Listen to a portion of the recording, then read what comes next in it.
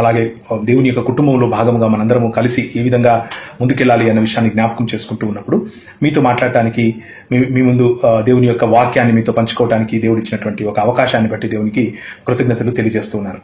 ఇకపోతే ఈరోజు మనం మాట్లాడుకోవాలి అని అనుకున్నటువంటి అంశాలను ముఖ్యంగా దేవుని యొక్క విశ్వాస్యత, దేవుని పట్ల మన విశ్వాస్యత, దేవుడు మన పట్ల చేసినటువంటి కార్యాలు, మనం దేవుని పట్ల చేయబద్ధులమైనటువంటి కార్యాలు, అన్నిటినీ మించి మన జీవితాల్లో రావాల్సినటువంటి మార్పుతో కూడినటువంటి విప్లవాత్మకమైన మార్పు, నిజానికి యేసు క్రీస్తును పోలి జీవించేటటువంటి మార్పును కలిగి ఉండే జీవితాన్ని జీవించడానికి అవసరమైన కొన్ని మాటలు ఈరోజు మీ ముందు ఉంచాలి అని అనుకుంటున్నాను.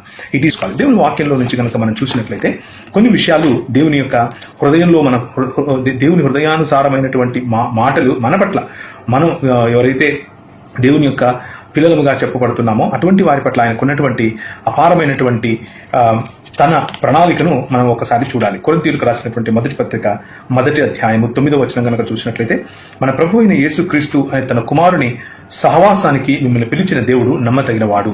So our father is faithful. He is faithful because he called us into fellowship. He is faithful because he called us into a family. He is faithful because his nature and character is faithful. దేవుడు నమ్మదగిన వాడు అని దేవుని వాక్యం చెబుతా ఉంది. కాబట్టి ఆయన నమ్మకత్వంతో మనం నడిపిస్తూ వస్తున్నాడు అన్న విషయాన్ని నేను ఈరోజు మీకు పదే చెప్పాలి అని ఆశపడుతున్నాను. What do you mean by faithfulness? ఏంటి దేవుని వాక్యము ఇంకా ఏం చెప్తుంది ఫెయిత్ఫుల్నెస్ గురించి అని కనుక ఆలోచిస్తే, ఆయన మనలను సహవాసంలోనికి పిలిచిన వాడు మాత్రమే కాదు. తెస్సలోనికీయులకు రాసిన పత్రికలో మనం చూసినట్లయితే, మొదటి తెస్సలోనికీయులకు రాసిన పత్రిక 5:24వ వచనం కనుక మనం గమనించినట్లయితే అక్కడ కూడా మనకు స్పష్టత అనేది లభిస్తుంది. మొదటి తెస్సలోనిక 5:24 దేవుని వాక్యం చెప్తుంది, మిమ్మల్ని పిలిచిన వాడు నమ్మకమైన వాడు కనుక ఆయన అలా చేస్తాడు.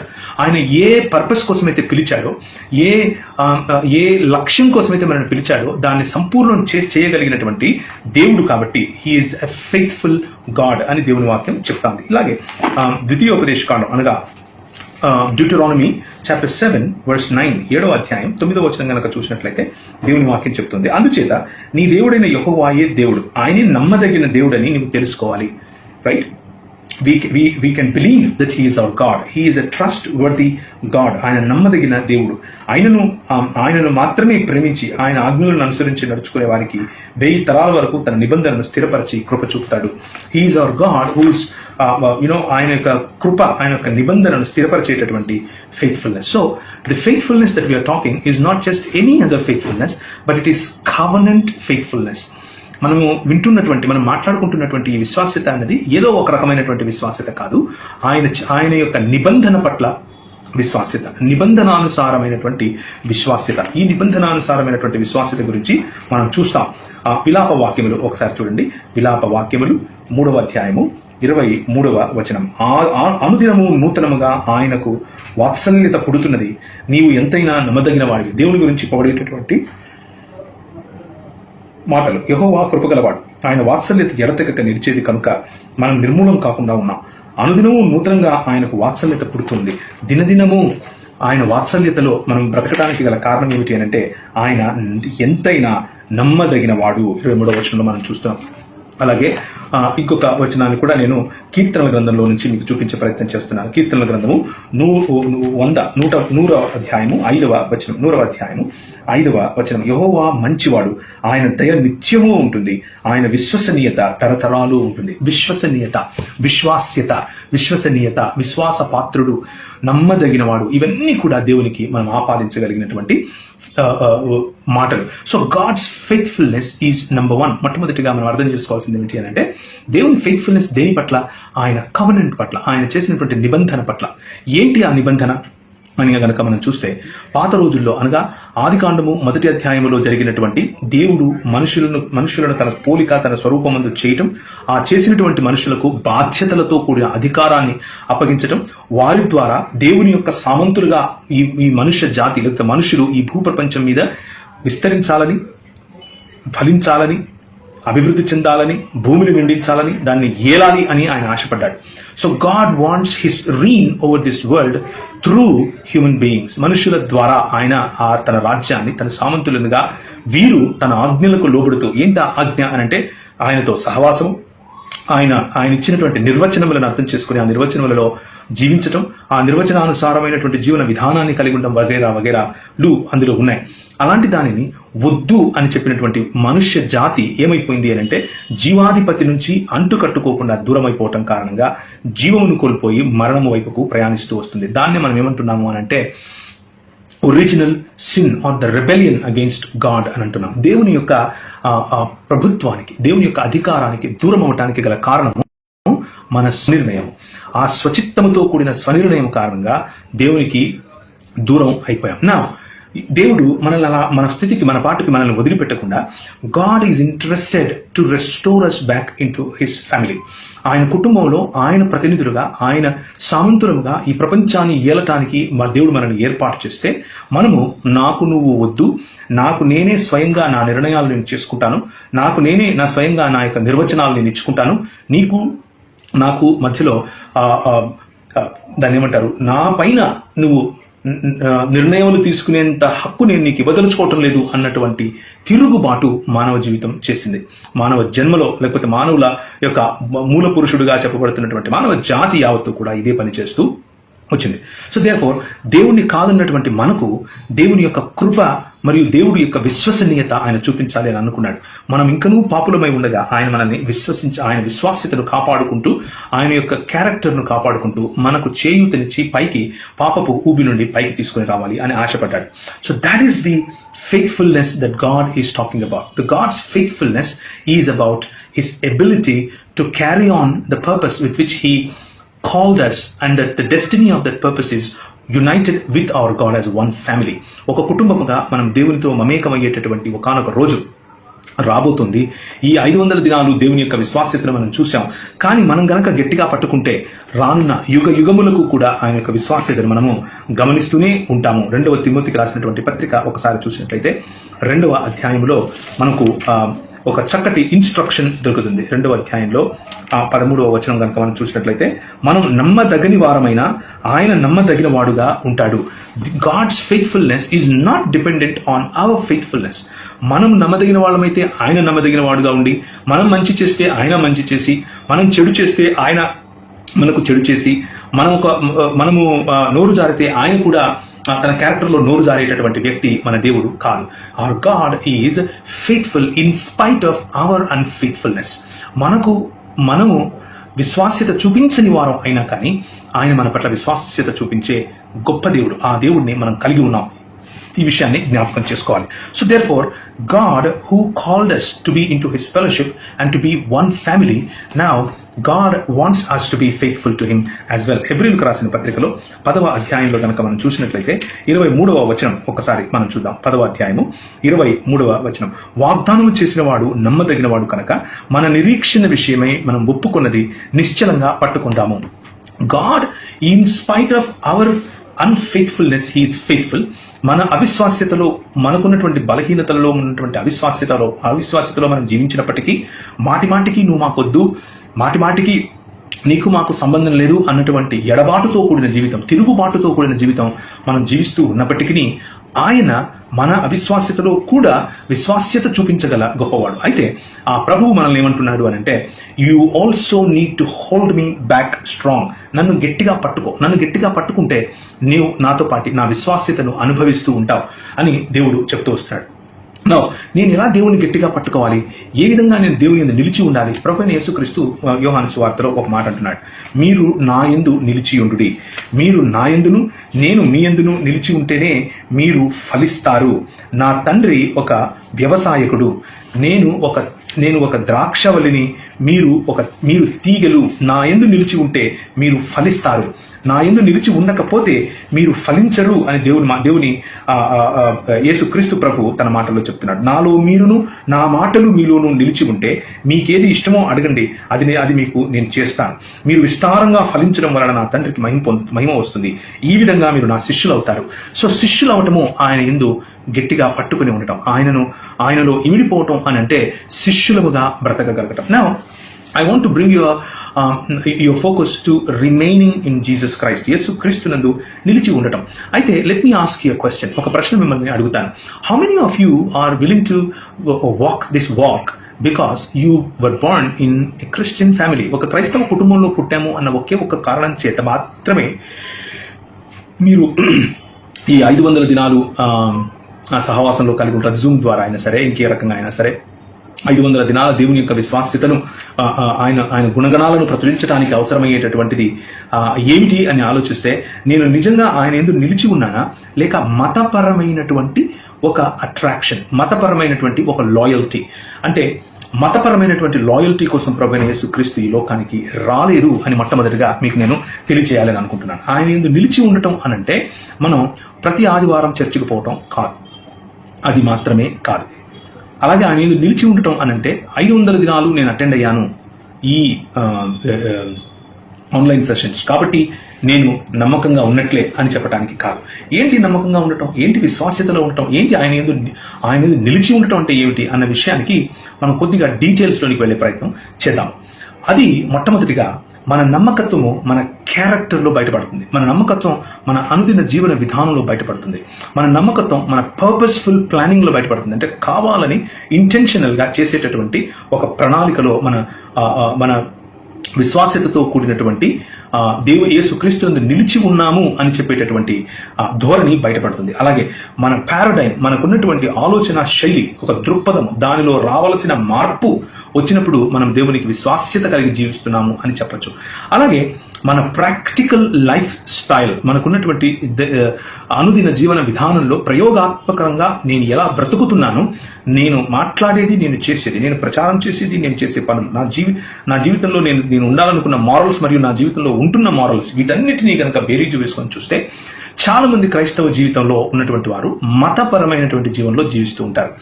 మతపరమైనటువంటి జీవితము అని అంటే ఏమిటి అంటే, it starts probably with a membership to one particular denomination or one particular line of thought in the Christendom. అంటే క్రైస్తవంలో ఉన్నటువంటి ఒక డినామినేషన్ లేదా ఒక ఆలోచన పద్ధతి ఉన్నటువంటి, అది కట్ చేసుకోండి, ఆలోచన పద్ధతి ఉన్నటువంటి ఒక గుంపులో భాగస్థలమైపోవటం కారణంగా నేను ఆయన యందు నిలిచి ఉన్నాను, నేను కూడా విశ్వాస్యతను కనబరుస్తున్నాను అని అనుకుంటే మనం చాలా తప్పు చేస్తున్నాం అన్న విషయాన్ని కూడా నేను మీకు గుర్తు చేస్తున్నాను. So remaining in Jesus is not remaining in a religion. క్రైస్తవం అనేటటువంటి ఒక మతంలో పుట్టడమో, మతంలో బ్రతకటమో, మతంలో ఉండటమో ద్వారా మీరు యేసుక్రీస్తులో ఉన్నారు అని అనుకుంటే మీరు పొరపడుతున్నారు. మిత్రులారా, ఈరోజు ఒకసారి మీరు జ్ఞాపకం చేసుకోవాలి. ఏమిటి అని అంటే, యేసుక్రీస్తునందు నిలిచి ఉండటం అని అంటే అది ఒక విప్లవాత్మకమైనటువంటి ఆలోచన పద్ధతిలో రావాల్సినటువంటి మార్పు. యేసుక్రీస్తునందు నిలిచి ఉండటం అని అంటే అది ఒక పర్పస్ఫుల్గా, అంటే ఒక ఉద్దేశ్యపూర్వకంగా ఒక మనిషి తన జీవితంలో తన జీవితాన్ని పానార్పణముగా పోసేటటువంటి ఒక శ్రేష్టమైన ప్రణాళికాబద్ధమైన జీవన విధానం. సో మొదటిదిగా నేనేం చెప్తున్నాను, నేను అక్కడికి వస్తాను ఇప్పుడు. మొదటిదిగా దృక్పథంలో మార్పు, రెండవదిగా ప్రణాళికాబద్ధమైనటువంటి త్యాగపూరితమైనటువంటి జీవితం, మూడవదిగా ప్రాక్టికల్ లైఫ్ స్టైల్, అంటే ప్రయోగాత్మకంగా మన జీవితంలో జీవించేటటువంటి జీవన విధానం ప్రజల ముందు కనిపించడం. ఈ మూడిట్లో ఇంకా చాలా రంగాలు మనకు ఉన్నాయి, కానీ ఈ మూడు విషయాల్లో నేను దేవుని యొక్క విశ్వాస్యతను, మనకు ఉండాల్సినటువంటి విశ్వాస్యతను కూడా నేను మీ ముందు ఉంచే ప్రయత్నం చేస్తాను. మొట్టమొదటిగా ద పారాడైమ్ షిఫ్ట్. దేవుడు మనకు మన ఆలోచన దృక్పథాన్ని మార్చుకోవాలి అని కోరుకుంటున్నాడు. ఎందుకు మార్చుకోవాలి అని అంటే, చాలా మందిలో ఉన్నటువంటి ఒక ఆలోచన ఏమిటి అని అంటే, క్రైస్తవం ఎందుకు అని నేను చాలా మందిని ఇంటర్వ్యూ చేశాను, చాలా మందితో మాట్లాడాను. అంతా ఓకే బ్రదర్, కానీ అల్టిమేట్గా నేను ఎక్కడికి వెళ్ళాలి అని అంటే, నేను చచ్చిపోతే పరలోకం వెళ్ళాలి అని చెప్తూ ఉంటారు. సో పరలోకం వెళ్ళటం అనేది గొప్పదే. పరలోకం వెళ్ళటం అనేది ఒక మంచి పని. అది దేవుడు మన కోసం ఏర్పాటు చేసినటువంటి ఇంటరిమ్ రెస్ట్ హౌస్ అని చెప్పొచ్చు. లేకపోతే మనకు మొదటి శరీరమునకు మరియు మహిమ శరీరమునకు మధ్య ఉన్నటువంటి కాలాన్ని దేవుడు మనం రెస్ట్ తీసుకోవడానికి ఏర్పాటు చేసినటువంటి విడిది గది లాంటిది మాత్రమే. కానీ that is not our destiny. Hour destiny is the kingdom of God. దేవుని యొక్క రాజ్యము అన్నది మనకు దేవుడిచ్చినటువంటి అల్టిమేట్, లేకపోతే అన్నిటికంటే ఎక్కువగా ఉండాల్సినటువంటి ధ్యాసం అన్నది అందులో. మనకున్నటువంటి ఆలోచనను మార్చుకోవాలి. మనకున్నటువంటి ఆలోచనలో పారాడైమ్ షిఫ్ట్ అనేది రావాలి. ఆ పారాడైమ్ షిఫ్ట్ మొదటిగా ఇవాంజలిజం నుండి డిసైపుల్షిప్ వైపుకు వెళ్ళాలి. ఇవాంజలిజం అన్నది మనం ఒక ర్యాట్ రేస్ లో పడిపోతూ ఉంటాం. ఇవాంజలిజం అని అంటే ఎవరో ఉన్నారు, ఆ ఒకరిని మనము ఏదో ఒక రకంగా క్రైస్తవ పద్ధతిలోనికి యేసుక్రీస్తు ప్రభువును నమ్ముకోవడం గురించి చెప్తూ ఉంటాం. యేసుక్రీస్తు ప్రభువును నమ్ముకోవడం అంటే అర్థం ఏమిటి అని కనుక మనం ఆలోచించినట్లయితే, యేసుక్రీస్తు ప్రభువును నమ్ముకుంటే మనం చచ్చిపోతే పరలోకం వెళ్తాము. యేసే మార్గం, సత్యం, జీవం.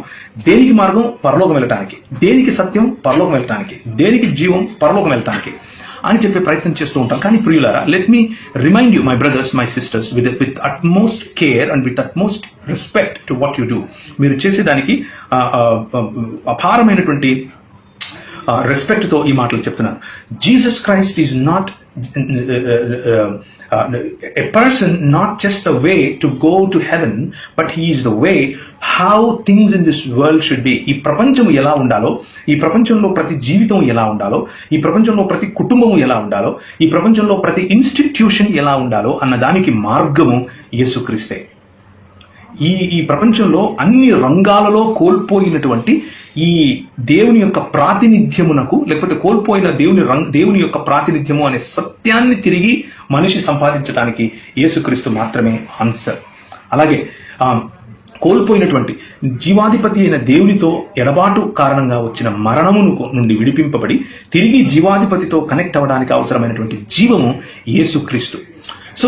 So the gospel or rat race of telling people about Jesus, యేసుక్రీస్తు గురించి చెప్పాను, నీకు తెలుసా అని మనం మాట్లాడుకునే మాటలు, these are not, they cannot be limited only to go to heaven. చచ్చిపోయి పరలోకం వెళ్ళిపోవటం కోసం మాత్రమే మనము ఈ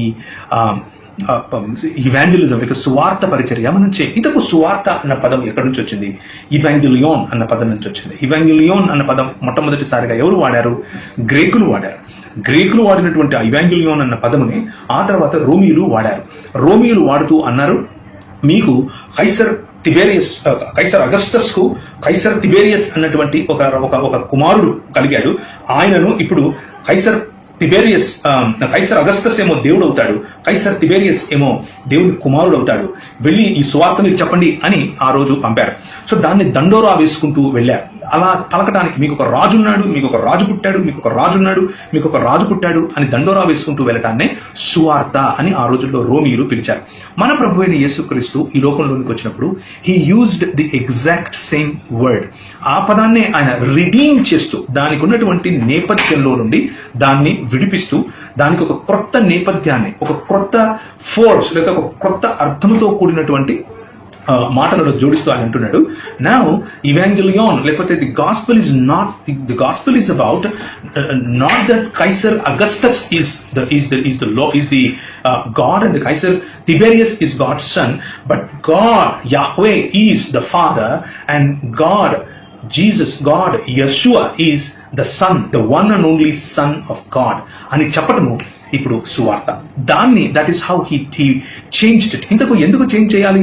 బికాజ్ మనిషి తనకున్నటువంటి తన వైఖరిలో మనిషి తనకు తానుగా మనుషులను విగ్రహములుగా చేసుకున్నాడు, పదవులను విగ్రహములుగా చేసుకున్నాడు, రాళ్లను విగ్రహములుగా చేసుకున్నాడు, రప్పలను విగ్రహములుగా చేసుకున్నాడు.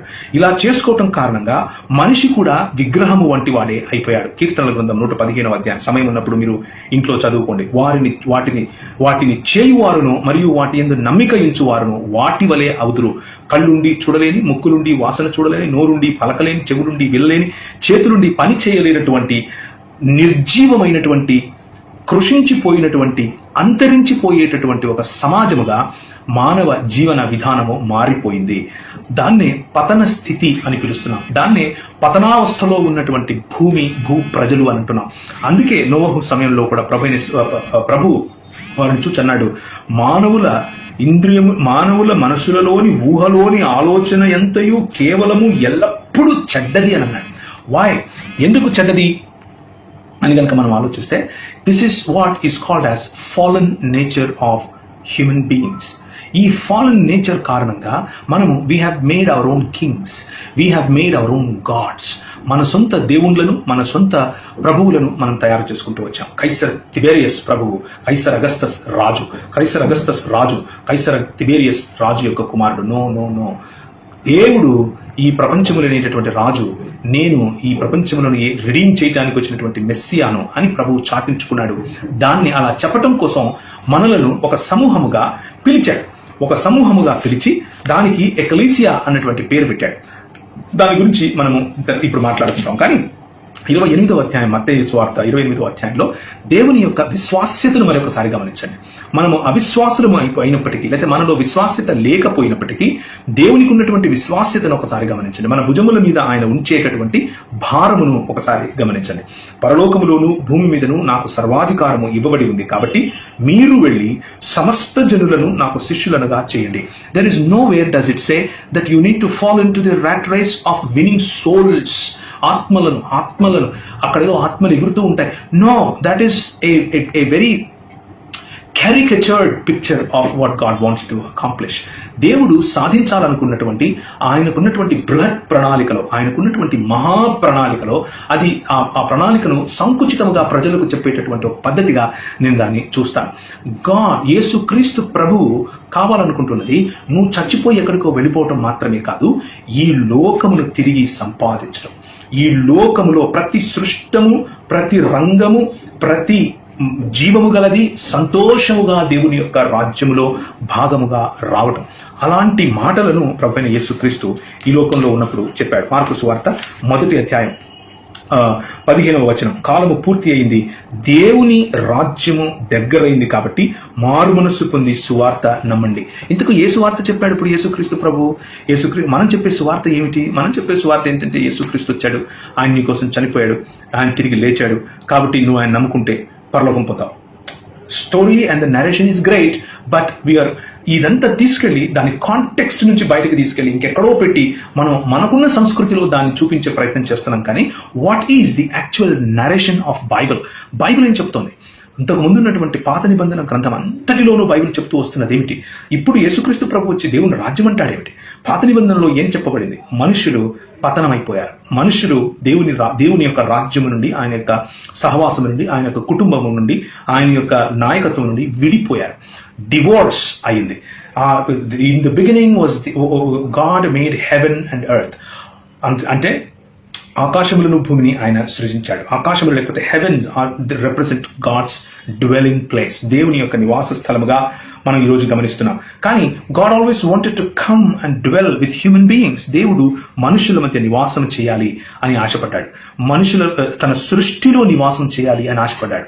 మనుషుల హస్తకృత్యములైనటువంటి మందిరములలో కాదు, కానీ తన సృష్టిని, అందునా తన సృష్టి అనే దేవాలయంలో ఆయన ఇమేజ్, ఆయన యొక్క పోలిక చొప్పున చేసినటువంటి మనిషిని మధ్యలో దానిలో ఒక ఇమేజ్ గా, లేకపోతే దేవుని యొక్క పోలికగా ఆయన ఉంచాడు. కానీ ఈ ఇమేజ్, ఈ పోలిక మందిరాన్ని కైవసం చేసుకుని దేవుణ్ణి వద్దంది, సృష్టికర్తను వద్దంది. ఇప్పుడు మందిరము నుండి, లేకపోతే దేవుని యొక్క సన్నిధి నుండి ఈ దేవుని యొక్క పోలికను దేవుని యొక్క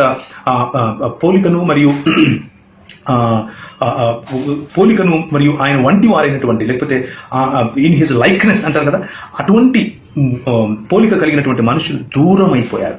they are away from the presence of God. దేవుని యొక్క సన్నిధి నుంచి దూరం అయిపోవటాన్ని ఏమంటారు అని అంటే చెర అంటారు. చెరలో ఉండటం, చెర పట్టబడటం అని అంటారు.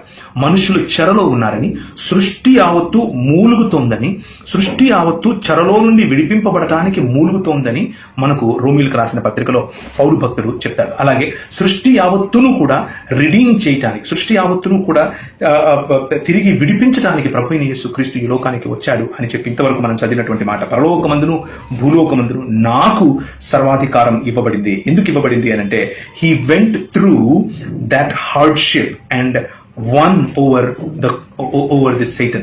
సాతాను పైన విజయాన్ని సంపాదించాడు. సృష్టిలో ఈ లోక మర్యాదను అనుసరించి మనము జీవించేలా చేస్తున్నటువంటి ఈ లోక అధికారి యొక్క తలను చితక కొట్టాడు. he on the cross he gained the authority back. మనము మనుషులముగా కోల్పోయినటువంటి ఈ సంబంధాన్ని దేవునితో, అలాగే దేవుడు ఇచ్చినటువంటి అధికారాన్ని, మనం ఏదైతే మన పెత్తనాన్ని తీసుకుని వెళ్ళి సాతాను చేతిలో ఉంచామో దాన్ని సిలువ మీద ఆయన దాని తలను చితక్కొట్టి నమ్మకంగా ఆయన ఏదైతే చెప్పాడో అది చేస్తూ మనలను ఈ లోక మర్యాద నుండి, ఈ లోక అధికారి యొక్క సంఖ్యల నుండి విడిపించడానికి ఆయన ఆ పనిని సంపూర్ణం చేశాడు. ఎఫెసీయులకు రాసిన పత్రిక 1వ అధ్యాయంలో మనం చూస్తాం. ఈ సంకల్పాన్ని బట్టి, ఏంటి సంకల్పం? దేవుని సంకల్పము ఆయన పరలోకంలో ఉన్నవి, భూమి మీద ఉన్నవి సమస్తాన్ని క్రీస్తులో ఏకంగా సమకూర్చాలని తనలో తాను నిర్ణయించుకున్నాడు. దేవుని యొక్క సంకల్పం నువ్వు చచ్చిపోయి పరలోకం పోవటం, నువ్వు మాత్రమే చచ్చిపోయి పరలోకం పోవటం కాదు. దానికోసం మాత్రమే ప్రభువైన యేసుక్రీస్తు వచ్చాడు అని అనుకోవటం మనము తప్పులో కాలేసినట్లే. ప్రభువైన యేసుక్రీస్తు అందుకని మన పారాడైమ్, మన ఆలోచన పద్ధతి మారాలి. What is the paradigm that I should live in? Number 1, నేను చెప్పే సువార్త చచ్చిపోతే పరలోకం పోయేది కాదు. నేను చెప్పే సువార్త, నీ రాజ్యము వచ్చును గాక, లెట్ యువర్ కింగ్డమ్ కమ్, నీ రాజ్యం రావాలి. యెషయా గ్రంథంలో ఉన్నటువంటి మాట, మనకు ఒక కుమారుడు అనుగ్రహించబడతాడు, ఆయన భుజముల మీద ఏముంటుంది? రాజ్యభారం ఉంటుంది. Jesus Christ is the king. యేసుక్రీస్తు ప్రభువు, ఆయన రాజు. మనం పారాడైమ్ ఏమని మారాలి? ఆ రాజుకు నేను ఒక దాసునిగా, ఆ రాజుకు నేను పనివానిగా, ఆ రాజు యొక్క సామంత రాజుగా నేను ఈ లోకంలో ఏలుబడి చేయాలి. నేను ఈ లోకంలో ఉన్నటువంటి ప్రతి రంగాన్ని విడిపించాలి. ప్రతి రంగాన్ని, పరలోకములో ఉన్నవే కానీ, భూమి మీద ఉన్నవే కానీ, సమస్తమును ఆయన క్రీస్తునందు ఐక్యపరచాలి అని ఆశపడుతున్నాడు. భూమిని ఆయన నరులకు ఇచ్చాడు. నరులు దానిని తీసుకెళ్లి సాతాను చేతిలో పెట్టాడు. యేసుక్రీస్తు సాతాను తలను చితక కొట్టి అధికారాన్ని తిరిగి తన చేతికి తీసుకున్నాడు. ఈవాంజలిజం ఈజ్ డిసైప్లింగ్ దిస్ వరల్డ్. ఈ ప్రపంచాన్ని శిష్యత్వములోనికి నడిపిస్తూ శిష్యులుగా ఉండటం అనంటే ఆయన నేర్పినది ప్రతి ఒక్కటి మన కుటుంబాల్లో, మన వ్యాపారాల్లో, మన పనులలో, మన ఉద్యోగాలలో, మన వైవాహిక జీవితంలో, మన సామాజిక జీవితంలో, ప్రతి చోట కూడా దేవుని రాజ్య విలువలను మనము ఆస్వాదిస్తూ ఆ రాజ్య విలువలలో బ్రతుకుతూ దాని ప్రకారంగా చేయాలి అన్నటువంటి ఆలోచన. That is what the discipling is. అది శిష్యత్వములోనికి ప్రజలను నడిపించడం. So it is not just about dying and going to heaven, but making this world a better place where God can come and dwell with us. దేవుడు వచ్చి మన మధ్య నివాసము చేయ యోగ్యమైనటువంటి ప్రదేశముగా ఈ ప్రపంచములను మార్చాలి, వాటిని తయారు చేయాలి. That is the focus that we have. రెండవదిగా మనకు రావాల్సినటువంటి పారాడైమ్ షిఫ్ట్ ఏమిటి అనంటే, సినగోగు అన్నటువంటి ఆలోచన నుండి ఎక్లీసియా అన్న ఆలోచనలోనికి రావాలి. సినగోగు అనంటే ప్రతి శనివారం కూడా పని ఏం చేయకుండా అక్కడికి వచ్చి కేవలము దేవుని వాక్యం చదివి అక్కడ కూర్చుని ఎక్కువ దూరం నడవకుండా 2 చేతులు కలిపి చేసేటటువంటి పని ఏదైనా సరే చేయకుండా కొన్ని పాటలు పాడి కొంచెం ఆరాధన చేసి కొంచెం వాక్యమును విని ఇంటికి వెళ్ళిపోవటాన్ని సినగోగు పద్ధతి అని పిలిచారు. దీన్ని సమాజ మందిరములు అని కూడా బైబిల్ గ్రంథం చెప్తోంది. అయితే దురదృష్టవశాత్తు ఇప్పుడు మనకున్నటువంటి సహవాసములుగా పిలువబడేటివి, ఇప్పుడు మనకున్నటువంటి సంఘములుగా పిలువబడేటివన్నీ కూడా సినగోగు వంటివిగా మారిపోయాయి. నిజానికి మొదటి శతాబ్దపు సంఘాన్ని మనం చూసినట్లయితే అది సినగోగు పద్ధతిలో కాకుండా అది ఎక్లీసియా లేకపోతే పిలువబడినటువంటి జీవము కలిగిన సమాజముగా వాళ్ళు మనకు కనిపించారు. ఎక్లీసియా అన్న పదం కూడా మొట్టమొదటిసారి ప్రభువు వాడలేదు, అది గ్రీకులు వాడారు, ఆ తర్వాత రోమీలు వాడారు. గ్రీకులు దేనికి వాడారు అనంటే వారు ఎక్కడెక్కడ ఏ దేశాలనైతే చెరపడతారో ఆ చెరపట్టిన దేశాలలోనికి ఈ ఎక్లీసియా అనేటటువంటి ఒక సమాజమును వారు పంపించేవాళ్ళు. వీళ్ళు జీతాలకు పనిచేయరు, వీళ్ళు స్వయం ప్రతిపత్తితో లేకపోతే ఒక ప్యారలల్ గవర్నమెంట్ను నడిపేంత బుద్ధి వివేకములు గలవారుగా, వారి సంస్కృతి వారి పద్ధతుల పట్ల అంత అంకిత భావం కలవారుగా ఉంటారు. వారు ఆ సమాజంలోనికి చొచ్చుకొని పోతారు, చాప కింద నీరు వలె విస్తరించి ప్రజలను ఆ గ్రీకుల యొక్క విజ్ఞాన శాస్త్రం గురించి, గ్రీకుల యొక్క తత్వశాస్త్రం గురించి వారికి ప్రబోధనలు చేసి సమాజాన్ని మొత్తాన్ని కూడా గ్రీకుమయం చేస్తారు. కనుకనే భారతదేశంలో 3వ శతాబ్దంలో వచ్చినటువంటి అలెగ్జాండర్ కారణంగా ఆయన తర్వాత ఉన్నటువంటి అనేకమైనటువంటి రాజులు ఇంక్లూడింగ్ అశోకుడితో సహా అందరూ వాళ్ళ ఇళ్లలో మెజారిటీగా గ్రీకు భాష మాట్లాడారు. వారు తొలిపించినటువంటి రాతి పలకలపైన గ్రీకు భాష కనిపిస్తుంది ఈ రోజు కూడా భారతదేశంలో. ఎందుకు అనంటే it is the work of ecclesia చేసినటువంటి పని. యేసుక్రీస్తు ప్రభువు మనల్ని అనగా సహవాసములలో ఉండేటటువంటి మనలను ఎక్లీసియా అని పిలుస్తున్నాడు. If you want to be faithful to God, number 1 you need to preach the right gospel. దేవుని యొక్క విశ్వాస్యతలో గనక నువ్వు కొనసాగాలని అనుకుంటే మొదటిగా దేవుని రాజ్యమునకు సంబంధించినటువంటి సువార్తను చెప్పాలి. చచ్చిపోయి పరలోకం పోవడం గురించి మాత్రమే కాదు, అక్కడ ఆగిపోతే సువార్త చేసినట్లే కాదు. రెండవదిగా మనం if you want to be faithful to God, దేవుని యొక్క విశ్వాస్యతలో కొనసాగాలి అని అనుకుంటే రెండవదిగా సినగోగు పద్ధతి నుంచి ఎక్లీసియా అనే పద్ధతిలోనికి రావాలి. ప్రభు అన్నాడు, on this rock shall I build my church అన్నాడు. ఈ రాతి పైన నేను నా మందిరాన్ని కడతాను అని అన్నాడు. ఏంటి ఆ మందిరం అని ఆలోచిస్తే ఏంటి ఆ రాతి పైన కట్టే మందిరం అనంటే పేతురు చెప్పినటువంటి సత్యం, సజీవుడైనటువంటి దేవుని కుమారుడవగు క్రీస్తువు నీవే అని అన్నప్పుడు అవును అని చెప్పి, ఆ మాట నీకు నీ సొంతంగా రాలేదు, నా తండ్రి ఇస్తే వచ్చిందని చెప్పి, నేను నీ పైన నా ఎక్లీసియాను కడతాను అని అన్నాడు. ఆ ఎక్లీసియా ఏం చేస్తుంది అంటే నమ్మకంగా యేసుక్రీస్తు నేర్పినటువంటి మా రాజు, మాకు ఒక రాజు ఉన్నాడు, ఆయన రాజ్యం ఉంటుంది, ఆయన రాజ్య విలువలు ఇలా ఉంటాయి, ఆ రాజ్య విలువల ప్రకారంగా ఈ ప్రపంచాన్ని నేను మలచాలి. దేవుడు యేసుక్రీస్తు ప్రభు విజయాన్ని సాధించాడు. ఆయన కొద్దిపాటుగా తన తండ్రి ఇంటి దగ్గరికి వెళ్ళాడు. ఆయన తిరిగి పెండ్లి కుమారుడై వచ్చినప్పుడు ఈ రాజ్యమును మనం బహుకరించాలి, ఈ రాజ్యమును నా తండ్రికి బహుకరించడానికి నేను సిద్ధంగా ఉంటాను అని మన ప్రభువు చెప్పినట్టు చెప్పి ఆ బాధ్యతను మన భుజముల మీద విడిచిపెట్టి మరీ వెళ్ళాడు. మనం చూసాం మత్తయి సువార్త 28లో. So that is the discipleship and that is the ecclesia, the work of ecclesia. మూడవదిగా మనము డినామినేషన్ నుంచి రాజ్యం వైపుకు రావాలి. Denominational attitudes, denominational preferences, denominational dos and don'ts. Denominational ఒకడు రైట్కు దువ్వాలంటాడు, ఒకడు లెఫ్ట్కు దువ్వాలంటాడు, ఒకడు తెల్లబట్టేలా అంటాడు, పైనుంచి కిందికి వైట్ అంటాడు, ఒకడు సంచి అంటాడు, ఒకడు టోపీ అంటాడు, ఒకడు సిలువ వేసుకుంటాడు, మొలతాడు పైన వేసుకుంటాడు. నానా రకాలైనటువంటి డినామినేషన్స్ కారణం చేత ఆ డినామినేషన్స్ ను మనము దేవుని రాజ్యం అనుకుంటున్నాం. దాని కారణంగానే ఈరోజు క్రైస్తవ సంస్థల పతనం, క్రైస్తవ సంఘముల పతనం, క్రైస్తవుల జీవన విధానంలో పతనం, క్రైస్తవ కుటుంబ విధానంలో పతనం, ఎక్కడ చూసినా పతనం. ఎందుకు అనంటే డినామినేషన్ అనే అడ్డుగోడలు మనం కట్టుకున్నాం. డినామినేషన్ అనే అడ్డుగోడలను పెకలించి వేస్తూ దేవుని రాజ్యము అనేటటువంటి విశాలమైనటువంటి దృక్పథంలో గనక మనం ఉంటే, దట్ సింప్లీ మీన్స్ ఆ విశాల దృక్పథంలోనికి మనం వస్తే అప్పుడు మనం యేసు క్రీస్తు నుండి నిలిచి ఉన్న వారం అవుతాం. యోహాను సువార్త 17వ అధ్యాయంలో ఆయన ప్రార్థన చేస్తూ ఇలా అన్నాడు, తండ్రి నీవు నాయందును నేను నీయందును ఉన్నలాగున వీరును ఏకమై ఉండవలెనని నేను ప్రార్థిస్తున్నాను. It is all about togetherness. It is all about giving dignity to human beings the way God gave dignity to human beings. It is all about distributing the resources to human beings just the way God does. దేవుడు ఏ విధంగా అయితే వనరులను తన ప్రజలకు, తన సృష్టి యావత్తుకు సమానంగా పంచాడో, ఏదేను తోటలో ఒక క్రమాన్ని వేసి ఆ క్రమమును నువ్వు విస్తరింపచేయి అని ఆదాముకి ఏ విధంగా చెప్పాడు. అలా చేయలేకపోవటం కారణంగా దేవుని యొక్క సన్నిధికి దూరమై ఇప్పుడు చెరలోకి మనుష్య జాతి వెళ్ళిపోయిందో, చెరలోకి వెళ్ళిపోయినటువంటి మనుష్య జాతిని విడిపించడం కోసం దేవుని యొక్క విశ్వాస్యతను చూపిస్తూ, ఆ విశ్వాస్యతలో భాగంగా ఆయన చెరలో నుంచి వెళ్ళినటువంటి ఇశ్రాయేలును విడిపించి ఒక రాజ్యముగా చేసి ఎక్లీసియా అని పిలిచి వారిని ఈ లోకమునకు వెలుగుగాను, ఈ భూమికి ఉప్పుగాను, దాన్ని ఏమంటారు దీపపు స్తంభముగాను పిలిచి, రాత్రిలో మేఘస్తంభముగాను, పగటిలో నీటి స్తంభముగాను, నీళ్ళిచ్చు బండగాను, ఎడారిలో నడుస్తూ పోతూ ఉంటే కారి చెప్పు వారలు సైతం విరగకుండా ఉండేట్లుగా సంరక్షించేటటువంటి ఫెయిత్ఫుల్ ఫెయిత్ఫుల్ గాడ్.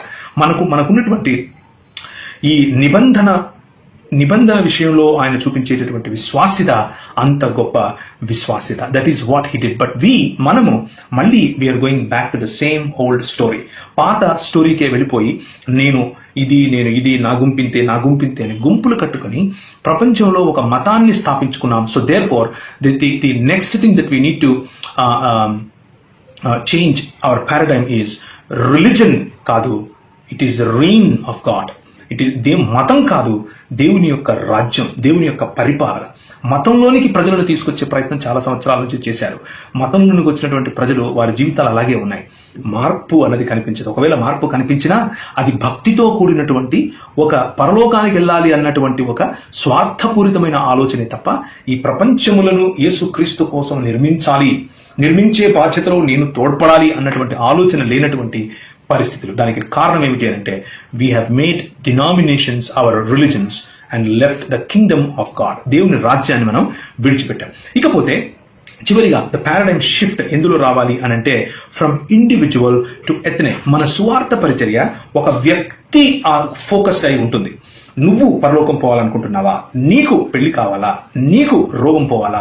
నీకు ఇలాంటి ఎంతసేపు వ్యక్తిగతమైనటువంటి సమాచారము మనకు ఎక్కువగా ఇవ్వటం మొదలుపెట్టాం. నిజానికి ప్రభువు చెప్పినటువంటి మాటను మనం ఒకసారి మళ్ళీ గమనిస్తే, ఇది మత్తయి సువార్త 28వ అధ్యాయం మనం చదివినటువంటి 28 కనుక మనం గమనించినట్లయితే ఆయన అన్నాడు, మీరు వెళ్ళి ఎవరికి చెప్పమన్నాడు? పరలోకములోను భూమి మీదను నాకు సర్వాధికారం ఇవ్వబడింది కాబట్టి మీరు వెళ్ళి సమస్త జనులు అన్నప్పుడు వాడిన పదము ఎత్నే, లేకపోతే దేశములు, లేకపోతే రాజ్యములు అన్నటువంటి పదం. So we are not just supposed to speak to individuals only. కేవలం ఒక మైక్ పట్టుకుని, లేకపోతే ఒక కరపత్రం ఇచ్చి, లేకపోతే వీడియో చేసి, లేకపోతే ఒక డిబేట్ చేసి, లేకపోతే ఒక డిస్కషన్ చేసి ఒక వ్యక్తిని ప్రభావితం చేయటం కోసం మాత్రమే మనం బ్రతికి ఉండకూడదు. అది మనకున్నటువంటి విశాలమైన ప్రణాళికలో అది ఒక భాగమే. కానీ అది మాత్రమే మన భాగం కాదు. వ్యక్తి మాత్రమే కాదు, వ్యవస్థలను ప్రభావితం చేయాలి, రాజ్యములను ప్రభావితం చేయాలి, దేశములను ప్రభావితం చేయాలి. రాజ్యములను, దేశములను, వ్యవస్థలను ప్రభావితం చేయగలిగినటువంటి శక్తిని ప్రభు దగ్గర నుంచి మనం కోరుకోవాలి. That is the work of ecclesia. అది ఎక్లీసియా యొక్క పని. అది సువార్తకు సంబంధించినటువంటి పని. నా పారాడైమ్ షిఫ్ట్, నా ఆలోచన పద్ధతిలో మార్పు ఎక్కడెక్కడ రావాలన్నాను? సువార్తలో రావాలి, సంఘం యొక్క అవగాహనలో రావాలి, అలాగే డినామినేషన్ నుంచి మనము రాజ్యము వైపుకు నడవాలి, అలాగే ఇండివిజువల్ నుంచి రాజ్యముల వైపుకు నడవాలి, సమూహముల వైపుకు, జనముల వైపుకు మనము నడవాలి. ఈ మార్పులు గనక మనలో వస్తే తప్పకుండా రానున్న రోజుల్లో మనం ఒక మంచి దేవుని యొక్క రివైవల్ మనం తప్పకుండా చూస్తాం. రెండవ అంశం, మొదటిది paradigm shift. If you want to remain in God, దేవునిలో అయితే యేసుక్రీస్తు నువ్వు ఆయన ద్రాక్షవల్లిగా, మనం తీగలుగా మనం అంటుకట్టబడి ఉండాలి అని అంటే మొదటగా పారాడైమ్ షిఫ్ట్ జరగాలి. రెండవదిగా పర్పస్ఫుల్ ప్లానింగ్ అనేది రావాలి. అంటే ఒక ఉద్దేశ్యపూరితమైనటువంటి ప్రణాళికను మనం వేసుకోవాలి. సంఘానికి ఒక ప్రణాళిక ఉండాలి, ఒక సహవాసానికి ఒక ప్రణాళిక ఉండాలి. మనం కలుస్తున్నాం, వాక్యం చదువుతున్నాం, ప్రార్థన చేస్తున్నాం, ఇంటికి వెళ్తున్నాం, సంవత్సరాలు గడిచిపోతున్నాయి. మీరు ఎప్పుడైనా సరే సైకిల్ స్టాండ్ వేసి తొక్కారా? ఒకసారి తొక్కి చూడండి, మీరు చాలా దూరం వెళ్ళరు, అక్కడే ఉంటారు. తొక్కుతూ ఉంటారు, చెమటొస్తూ ఉంటుంది, కానీ మీరు అక్కడే ఉంటారు. సో దీన్ని ఏమంటారు అంటే, క్షణం తీరికుండదు, దమ్మిడి సంపాదన ఉండదు. క్షణం తీరికుండదు, దమ్మిడి ఆదాయం ఉండదు అంటారు పాత రోజుల్లో. సో మనకు ఒక పర్పస్ఫుల్ ప్లాన్, ఒక పర్పస్ఫుల్ గోల్ ఉండాలి. ఏంటి ఆ గోల్? Redeeming the world. ఈ ప్రపంచాన్ని మనం రిడీమ్ చేయాలి. ఈ ప్రపంచాన్ని మనకు ప్రభు చెప్పినట్లుగా ఈ లోక మర్యాదను మనం ఈడ్చుకొని ప్రభు పాదాల దగ్గరికి తీసుకొని రావాలి. రీగెయినింగ్ ద స్ట్రెంగ్త్, మనలో ఉన్నటువంటి శక్తిని తిరిగి పొందగలిగేటటువంటి ఆలోచన, ఒక పర్పస్ఫుల్ ప్లాన్. మనం ఏం చేయడం ద్వారా నేను తిరిగి నా వ్యాపారంలో కోల్పోయిన అధికారమును, కోల్పోయిన నీతి నిజాయితీలను, కోల్పోయినటువంటి దేవుని రాజ్యమును స్థాపించగలుగుతాను. నేను ఏం చేయడం వలన నా సమాజంలో ఈ మానవ విలువలు తగ్గిపోయాయి కదా, వాటిని తిరిగి రికవర్ చేయగలుగుతాను. కులమును ఏ విధంగా పోగొట్టగలుగుతాను. ఈ కష్టసుఖాలు, లేకపోతే కలిమిలేవులు, లేకపోతే ఉన్నవారు లేనివారు అన్న వ్యత్యాసం నుంచి ప్రజలను నేను ఏ విధంగా ఒక చోటికి తీసుకుని రాగలుగుతాను. These are the ideas that you need to talk. Broad perspective, చాలా విశాలమైనటువంటి ఆలోచన. దానికి స్థానిక సంఘాలలో, మీ సహవాసంలో ఒక ప్లానింగ్. మీ సహవాసంలో ఓకే, మా ప్రాంతంలో మాకు ఈ తాగునీరు సమస్య, ఆ తాగునీరు అనే సమస్య దేవుని రాజ్యంలో ఉండటానికి వీలు లేదు. God is the one that is ruling this earth. Then ఈ తాగునీటి సమస్యను నేను ఏ విధంగా అడ్రస్ చేయగలుగుతాను, ఏ విధంగా దానికి ఒక సొల్యూషన్ తీసుకొని రాగలుగుతాను. క్రైస్తవులు అంటే ఏం చేయాలి? తాగునీటితో మనకేంటంటే కరపత్రం ఇవ్వాలి, మైక్ పట్టుకుని అరవాలి, వాడు చచ్చిపోతే పరలోకం వెళ్తాడు అంతే అని ఆలోచించే పారాడైమ్ నుంచి బయటకు వచ్చి ఈ లోకమును దేవుని యొక్క నివాస స్థలముగా చేయబద్దులమై ఉన్నామన్న అర్థం చేసుకుని ఇప్పుడు మనము ఈ లోకాన్ని రెడీమ్ చేయటం, ఇందులో ఉన్న సంబంధాలను రెడీమ్ చేయటం, ఇందులో ఉన్న తాగునీటి సమస్య, ఇందులో ఉన్న సాగునీటి సమస్య, నదుల అనుసంధానం, ఇందులో ఉన్నటువంటి పర్వతముల పైన ఎత్తైన చోట దేవుని నామమును ఘనపరిచేటటువంటి పనులు ఇవి. దీన్ని మన దగ్గర సమయం ఎక్కువ లేదు కాబట్టి డీటెయిల్స్ లెక్క నేను వెళ్ళటం లేదు. Purposeful planning. Number 3, very important, practical lifestyle. ప్రయోగాత్మకమైనటువంటి జీవన విధానం కలిగి ఉండాలి. What do you mean by lifestyle? ఈ రోజుల్లో చాలా దుఃఖంతో చెప్పాల్సినటువంటి మాట ఇది ఏమిటి అని అంటే, చాలా మందికి ప్రాక్టికల్ లైఫ్ స్టైల్ అనేది ఉండదు. గొప్ప గొప్ప మాటలు చెప్తాం, గొప్ప గొప్పగా ప్రభు గురించి చెప్తాం, గొప్ప గొప్పగా మోరాలిటీ గురించి మాట్లాడతాం. మోరల్స్ అంటే ఏంటివి? నువ్వు దాన్ని ఏమంటారు, దొంగిలించకూడదు, క్షమించాలి, ప్రేమించాలి, ఇవ్వాలి, సహాయం చేయాలి, ఇదంతా. కానీ అది it has become a palm show. అది కేవలం బూరలు ఊదుకోవడానికి అవసరమైనటువంటి కొన్ని మాటలుగా మాత్రమే మిగిలిపోయాయి క్రైస్తవ సమాజంలో.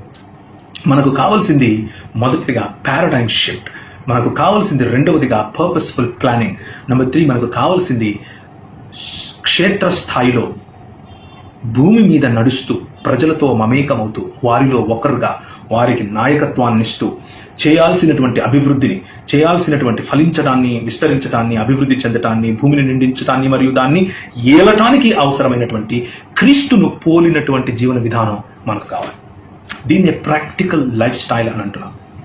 ఈ ప్రాక్టికల్ లైఫ్ స్టైల్ లేకపోతే you cannot remain in Jesus. యేసుక్రీస్తునందు నువ్వు నిలిచి ఉండటం నీ చేత కాదు. ఎందుకు అనంటే నువ్వు 2 రకాల జీవితాన్ని జీవిస్తావు. నువ్వు ఒక ఉద్దేశ్యపూరితమైనటువంటి ప్లానింగ్, ఒక ఉద్దేశ్యపూరితమైనటువంటి ప్రణాళిక లేకపోతే క్రీస్తునందు నిలిచి ఉండలేవు. అలాగే నీ మనసులో మార్పు, అంటే నీ పారడైమ్, నీ ఆలోచన పద్ధతిలో మార్పు లేకపోతే క్రీస్తునందు నిలిచి ఉండలేవు. సో ఈ ప్రాక్టికల్ లైఫ్ స్టైల్ అన్న దాంట్లో పారదర్శకత అంటే ట్రాన్స్పరెన్సీ, ఫైనాన్షియల్ ట్రాన్స్పరెన్సీ, మనం ఎలా సంపాదిస్తున్నాం, ఎంత సంపాదిస్తున్నాం. ఈరోజు సంఘాల్లో, సహవాసాలలో చాలా దౌర్భాగ్యమైనటువంటి పరిస్థితి ఏమిటి అని అంటే ఒక్కొక్కసారి చాలా బాధ కలుగుతుంది. నువ్వు వేసేసావు, దేవుడికి వేసావు, మధ్యలో మళ్ళీ ఏంటి నీది, నువ్వు ఇంటికి వెళ్ళిపో, నీకు అనవసరం. ఎంత నేను దేవుడికి వేసాను, ఎంత దేవుడికి నిజంగా ఉపయోగపడుతుంది దేవుని రాజ్యానికి. దేవుడికి ఉపయోగించుకోవడం అంటే ఏంటి? దేవుడు తింటాడా? వేలాది నదులంతా విస్తార తైలం నీకు ఇస్తే సరిపోతుందా? అవును, నేను దాచుకొని కాఫీ చేసుకొని తాగుతాను అంటాడా ప్రభు? That is not the thing. Practical life స్టైల్లో ట్రాన్స్పరెన్సీ, లీడర్స్కు మరియు మిగిలిన వారికి మధ్య ట్రాన్స్పరెన్సీ, జీవితంలో మొరాలిటీలో ట్రాన్స్పరెన్సీ, మాటల్లో ట్రాన్స్పరెన్సీ, ఉన్నది ఉన్నట్లుగా పారదర్శకంగా మాట్లాడుకోగలిగేటటువంటి ఒక అద్భుతమైన వాతావరణాన్ని క్రియేట్ చేయటము దేవుని రాజ్య నిర్మాణంలో భాగము, యేసుక్రీస్తునందు నిలిచి ఉండటంలో భాగము. మనము హ్యూమన్ ఫోకస్డ్గా ఉండాలి. మనుషులతో కలిసిపోయేటటువంటి, మమేకమయ్యేటటువంటి ఆలోచన విధానాలు కలిగి ఉండాలి. ప్రభువు ఏ విధంగా ప్రజల కోసం కలిశాడు, పౌలు ఏ విధంగా ప్రజలతో కలిశాడు, పేతురు ఏ విధంగా ప్రజలతో కలిశాడు. నేను ఇప్పుడు ఒక 10 మందికి నాయకుడిని అయిపోయాను కాబట్టి కారు దిగను, నేను 10 మందికి నాయకుడిని అయిపోయాను కాబట్టి నా కాలు నలగకూడదు, నా అంగికి ఉన్న ఇస్త్రీ నలగకూడదు, నేను ఇప్పుడు దాన్ని ఏమంటారు, పిలకొక్కటి నాకు లేదు, నేను పంతుల్ని అని చెప్పే వ్యవహారం మనలో కనుక వచ్చింది అని అంటే we are walking on a very dangerous edge. చాలా భయంకరమైనటువంటి ఒక పాతాళంలో పడిపోగలిగేటటువంటి ఆ అంచున మనం నడుస్తున్నాం. జాగ్రత్త సుమా. We should always be human focused. మనుష్యులతో కలిసి బ్రతకటం. చిన్నవారా, పెద్దవారా, డబ్బున్నవారా, డబ్బు లేనివారా, నా కులమోళ్ళు కాదా, నా ప్రాంతమోడు కాదా, ఈ మనుషుల్లో కూడా క్రైస్తవుడు కాదా? నో. యేసు ప్రభు మనల్ని పిలిచింది సమస్త జనుల కోసం, క్రైస్తవుల కోసం మాత్రమే కాదు. మొన్న ఒక 4 అంబులెన్స్లు మేము కొన్నాం. ఎందుకు కొంటున్నారు? ప్రభుత్వం కదా ఆ పని అని అన్నారు. కానీ వీలైనంతలో మేము ఈ సమాజానికి దేవుని యొక్క రాజ్యం కోసం పరిచర్య చేయాలనుకుంటున్నాం. పరిచర్య అంటే క్రిస్టియన్ హాస్పిటల్స్ ఇస్తారా అని అడిగారు. నో, క్రైస్తవ హాస్పిటల్స్కి మాత్రమే కాదు, వారికి ఇస్తాం.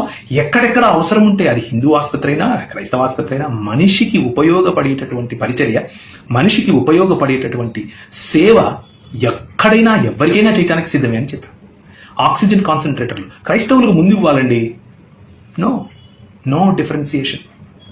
క్రైస్తవుడైనా, ముస్లిం అయినా, హిందువు అయినా, ఎవరైనా సరే వారి ప్రాణములను రక్షించడం కోసం ప్రభు మనకిచ్చినటువంటి బాధ్యతను మనం చేయగలగటం. That is exactly what the kingdom work is. మనుష్యులతో మమేకమై ఉండటం. అలాగే అందరినీ ఎంబ్రేస్ చేసుకోగల, అందరినీ ఆలింగనం చేసుకోగల, ఎవరికి కూడా అడ్డుకట్టలను పెట్టకుండా ఉండేటటువంటి ఒక ప్రాక్టికల్ లైఫ్ స్టైల్. కొన్నిసార్లు వ్యాపార రీత్యా వెళ్ళినప్పుడు మాకు మంచి హోటళ్ళు ఇస్తుంటారు. మంచి హోటళ్ళు అంటే ఒక రాత్రికి 15,000, 20,000 అలాంటి పెట్టి మాకు వ్యాపారంలో ఇస్తూ ఉంటారు. చక్కగా కంఫర్టబుల్గా ఉంటాయి. కంఫర్టబుల్గా ఒక రాత్రి మేము గడుపుతాం మాకు ఇచ్చినటువంటి ఆ రూమ్లో. అలాగే అక్కడ ఇంత కంఫర్టబుల్గా మనం ఉంటామో, బయటకు వచ్చినప్పుడు డోర్ తీయటానికి ఒక సెక్యూరిటీ గార్డ్ నిలబడుకొని ఉంటాడు. ఆయనతో మాట్లాడేటప్పుడు, ఆయనను గౌరవిస్తూ మాట్లాడేటప్పుడు, ఆయనను గౌరవిస్తూ ఆయనకు నమస్కారం చేసేటప్పుడు, ఆయనను గౌరవిస్తూ ఆయనకు గుడ్ మార్నింగ్ చెప్పేటప్పుడు, that is when our character shows up. నువ్వు 15,000 రూమ్ పెట్టుకున్నా, ఆ రెస్టారెంట్లో కూర్చున్నప్పుడు వచ్చి నీకు సర్వ్ చేసే వ్యక్తి అయినా, డోర్ తీసే వ్యక్తి అయినా, ఇదేది కాకుండా పరిచర్యకి వెళ్ళినప్పుడు ఒక టెంట్ కింద ఒక కార్పెట్ పరుచుకొని పడుకొని రాత్రంతా చల్లగా హ్యాపీగా నిద్రపోయే రోజులు కూడా ఉన్నాయి. పట్టుపరుపులు అవసరం లేదు, ఏ ఖరీదైన హోటల్లో అవసరం లేదు. Are we living a life style that is pleasing to God? మన లైఫ్ స్టైల్ దేవునికి ఇష్టపడేదిగా ఉందా? మన లైఫ్ స్టైల్ ప్రజలను దగ్గరికి తెచ్చుకునేదిగా ఉందా, దూరం పంపించేదిగా ఉందా? Therefore 3 things that I said. దేవుని యొక్క విశ్వాస్యత ఆయన చూపించి ఆయన కుటుంబంలోను మరియు ఆయన సహవాసంలోను మనల్ని తీసుకుని రావాలని ఆశపడుతున్నాడు. అలా చేసి మన ద్వారా ఈ ప్రపంచంలోని యేసు క్రీస్తునందు సమీకరించాలి అని ఆయనకున్నటువంటి ప్రణాళిక. ఆ ప్రణాళికలో ఆయన అంటున్నాడు, నువ్వు నన్ను పోలి జీవిస్తే ఇది నువ్వు చేయగలుగుతావు అంటున్నాడు. ఆయనను పోలి జీవించడం అంటే ఏమిటి అంటే, నెంబర్ 1 మన పారాడైమ్ మారాలి. నెంబర్ 2 మన పర్పస్ఫుల్ ప్లానింగ్ అంటే మనకు ఉద్దేశపూరితమైనటువంటి ప్రణాళిక వేసుకోవాలి. నెంబర్ 3 ప్రాక్టికల్ లైఫ్ స్టైల్ అంటే ప్రయోగాత్మకంగా ప్రజలతో మమేకమయ్యేటటువంటి జీవన విధానం కలిగి ఉండాలి. ఈ మూడింటిని కలిగి ఉండేవాళ్ళు వారి వారి జీవితాల్లో దేవునికి నమ్మకంగా బ్రతుకుతారు. దేవునికి నమ్మకంగా బ్రతికేందుకు చేసే ప్రయత్నంలో ప్రభు మీ అందరికీ తోడు కూడా ఉంటాడు. నాకు ఇచ్చిన సమయం అయిపోయింది కాబట్టి మరి నాకు ఈ అవకాశం ఇచ్చినటువంటి పెద్దలకు అందరికీ కూడా కృతజ్ఞతలు తెలియజేస్తున్నాను.